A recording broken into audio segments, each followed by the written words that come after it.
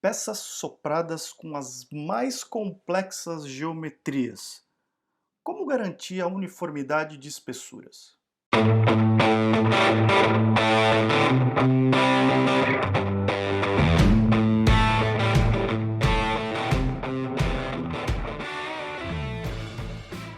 Olá, Ricardo Cusiol com mais um conteúdo que te ajuda a ter sucesso nos seus projetos com polímeros. E no vídeo de hoje a gente vai falar um pouco a respeito de controle de espessura em peças moldadas pelo processo de sopro. Então, se você quiser saber um pouco mais a esse respeito, fica comigo até o final desse vídeo.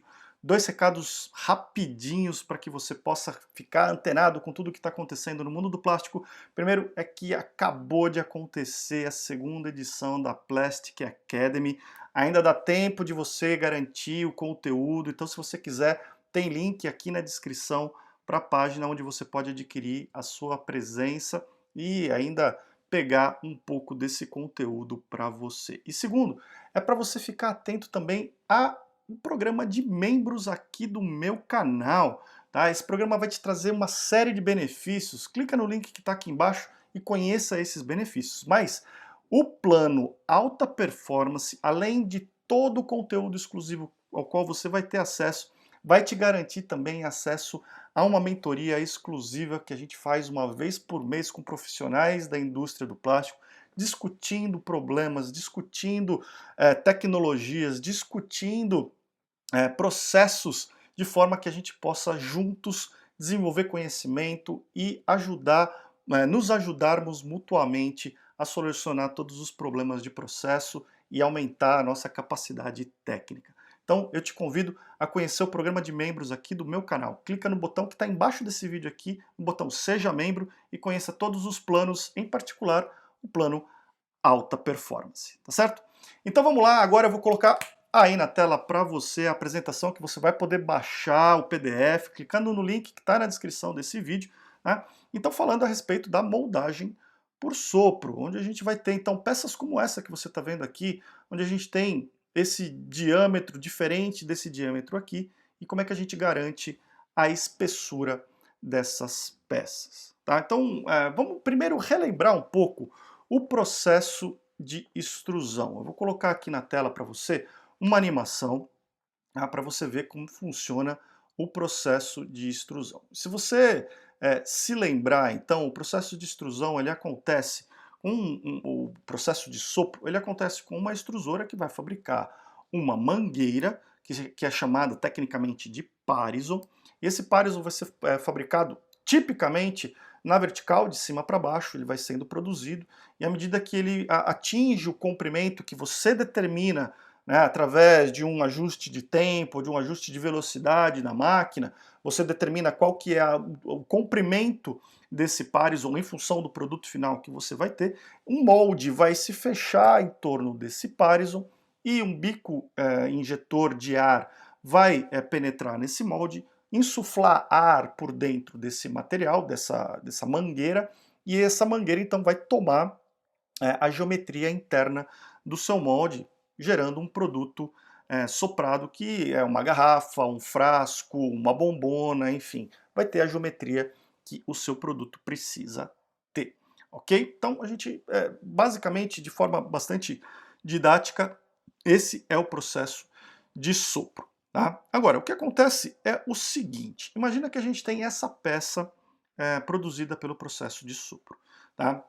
Então, tipicamente, uma garrafa, um produto oco, né, que vai ter essa geometria que a gente está vendo aqui. O que acontece com essa geometria? Note que a gente vai ter que partir de um parison, uma mangueira pré-estrudada, em torno da qual vai se fechar o molde que tem a geometria que a gente está vendo aqui. Tá? Agora, note que essa garrafa aqui ela tem variações no diâmetro externo. Tá?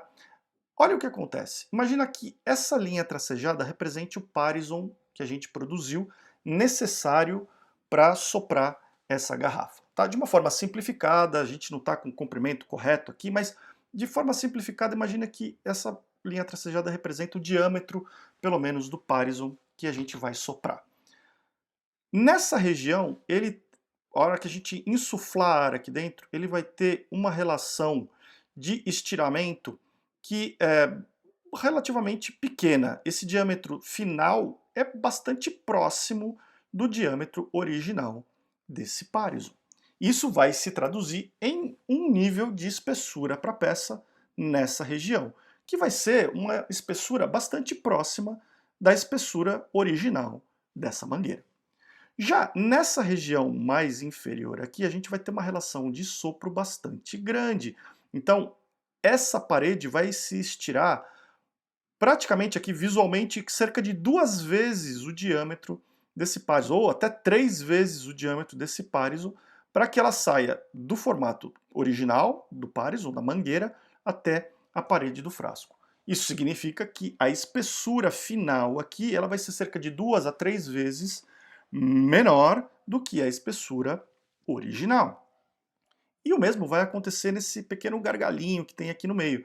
A gente aqui tem uma relação 1,5 vezes, 2 vezes maior. Ou seja, se eu não fizer nada, essa peça vai ter, ou a peça final, vai ter uma espessura aqui nessa parte superior, uma outra espessura aqui nesse estreitamento da garrafa e uma outra espessura nessa parte final aqui embaixo.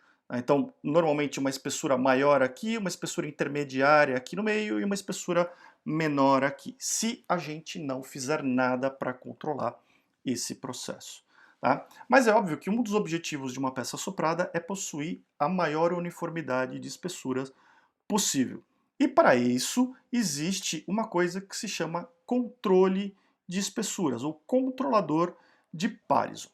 Vamos dar uma olhada em como isso funciona. Primeiro, é importante a gente relembrar como é montado um cabeçote de sopro. Existem dois tipos básicos. Eu tenho vídeos aqui no meu canal que falam de como determinar o diâmetro da matriz e do pino para um processo de sopro. Eu vou deixar o link para você poder assistir esses vídeos aqui em cima, então busca lá depois esses vídeos. Mas basicamente nós temos os cabeçotes convergentes, em que o pino e matriz formam um ângulo em que o fluxo de material ele converge para o centro, como esse primeiro que a gente está vendo aqui, ou ele pode ser divergente, em que o ângulo formado pela matriz e pelo pino ele aponta para fora. No vídeo que eu mencionei para você, a gente explica qual que é a diferença, por que de cada um e por aí vai. Tá? Mas o ponto é que, independente do tipo que a gente está falando, a espessura do páriso ela vai ser uma função primordialmente, entre outros fatores, mas primordialmente da abertura que existe entre o pino e a matriz de sopro. Seja no caso convergente, seja no caso divergente, essa espessura do páriso vai ser dependente em outros fatores dessa abertura. Imagine que eu vá fazer uma peça soprada em que o pino esteja fixo em relação à matriz. Isso significa que essa abertura vai ser sempre a mesma. E o meu páriso, então, vai ter sempre a mesma espessura, levando a esse problema que a gente comentou aqui, ok?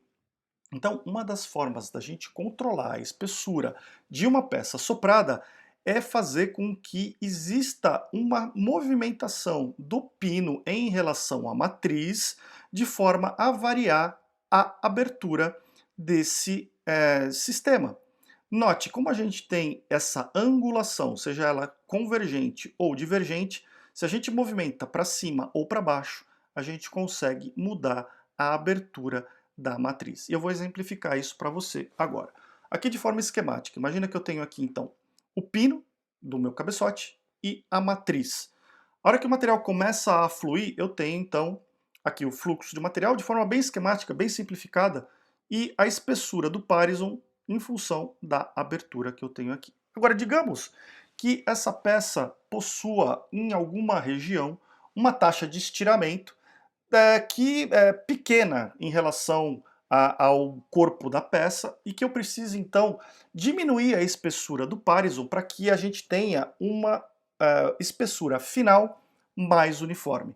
Uma coisa que eu posso fazer é movimentar esse pino para baixo, de forma que essa angulação aqui, em função de como ela é montada, estrangule um pouco mais a passagem de material e leve, portanto, a uma diminuição da espessura do meu páriso.